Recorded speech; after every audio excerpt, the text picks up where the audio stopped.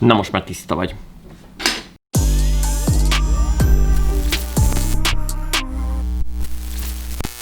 Hello, sziasztok, én Marga Csaba vagyok, budapesti streetfotós, és az Instagramon VG Csaba, ott így találtok meg, és ebben a videóban arról lesz, hogy vettem egy új objektívet. Méghozzá a Sony-nak a 24 mm-es, 1.4-es fényerejű, minden földi jóval megáldott, csak szuperlatívuszokban lehet róla beszélni, elsősorban videós felhasználásra szánt csodaüvegét, amit napok óta tesztelek én is, és az van, hogy nem igazán tudok belekötni. Jó az árába, igen, de ebben az esetben legalább értem, hogy ez a darab üveg, ez miért kerül annyiba, mint amennyire adják. Úgy nagyjából. Minden eddigi videómat, és még ezt is, a Sony-nak a 16-35 mm-es nagy látószögű zoom objektívével vettem fel, aminek egyetlen problémája, hogy f4. Egyrészt nem mindegy, mennyire választja le a hátteret, másrészt pedig én szeretek sötétben fotózni, és erről videókat készíteni, és nagyon nem mindegy ilyenkor, hogy egy objektív az mennyire fényerős, mert hogyha nem, akkor két dolog tud történni, az egyik az, hogy nagyon fel kell küldeni az izót, és akkor zajos lesz a kép, a másik esetben meg sötét. Ez az objektív viszont nem csak hogy kicsi, könnyű és nagyon fényerős, de baromi pontos és gyors autofókusszal is rendelkezik, arról nem is beszélve, hogy a képminősége is elképesztő.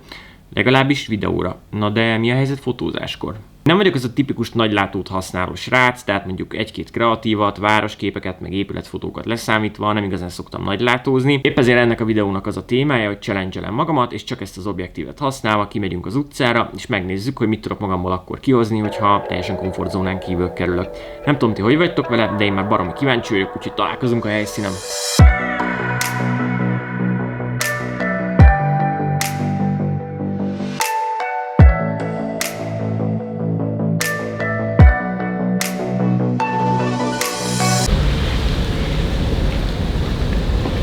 Az mondjuk kivételesen nem volt a tervben, hogy szakadni fog az eső.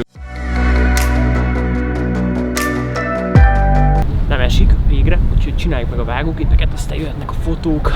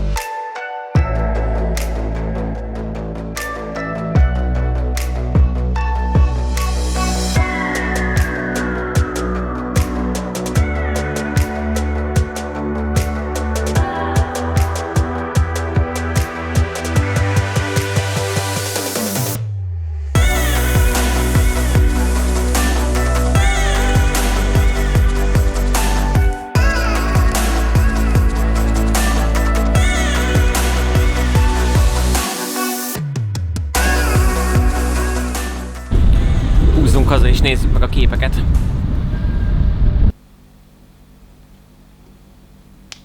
Tadám! Csináltam egy csomó képet, le is válogattam, meg is szerkesztettem. Meglepően sok a fekvő. Ami mondjuk szerintem legalábbis sokkal jobban áll ezeknek a nagy látószögű objektíveknek, de persze ez lehet, hogy csak az én hülyeségem.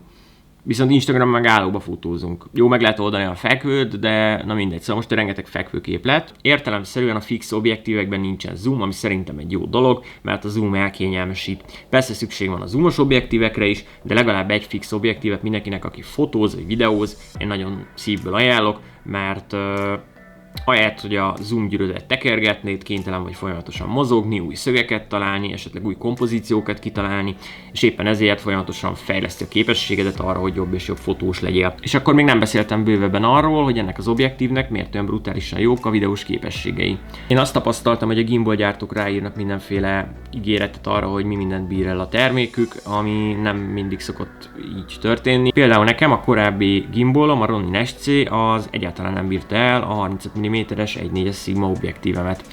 Pedig rá van írva, hogy de. Vagy lehet, hogy elbírja, de mondjuk felére csökken az üzemidő, mert a motorok jobban erőlködnek, és az nyilván több energiát fogyaszt. Ezzel az objektívet tuti nem lesz ilyen probléma, ez az egész mezőnyben a legkisebb, legkönnyebb, és egyáltalán nem megy a képminőség rovására. Az egyetlen dolog, amiben ugye bele lehet kötni, és ezt a videó elején is említettem, az az ára.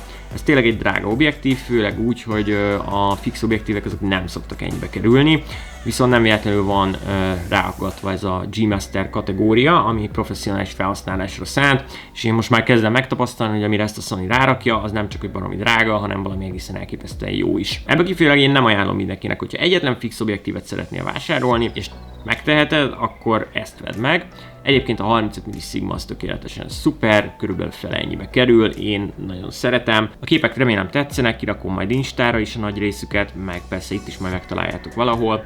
Ha más nem a végén, kénytelen voltam egy csomó mindent máshogy csinálni, mint ahogy szoktam, egy kicsit mást is fotóztam, de nagyon érdekes és hasznos mini challenge volt. Például ezt a fekvő, pocsolyában tükröződős városképet is szétadom, tökre tetszik a nyüzsgés, és hogy több ember is szerepel rajta, tetszenek a madarak a villanyvezetéken, és a ketten pont leszállnak róla, ha jól látom. Jól néznek ki az esőfelhők a háttérben, meg ki is töltik a holdtereket, a kép minőség az obbi miatt pedig magáért beszél.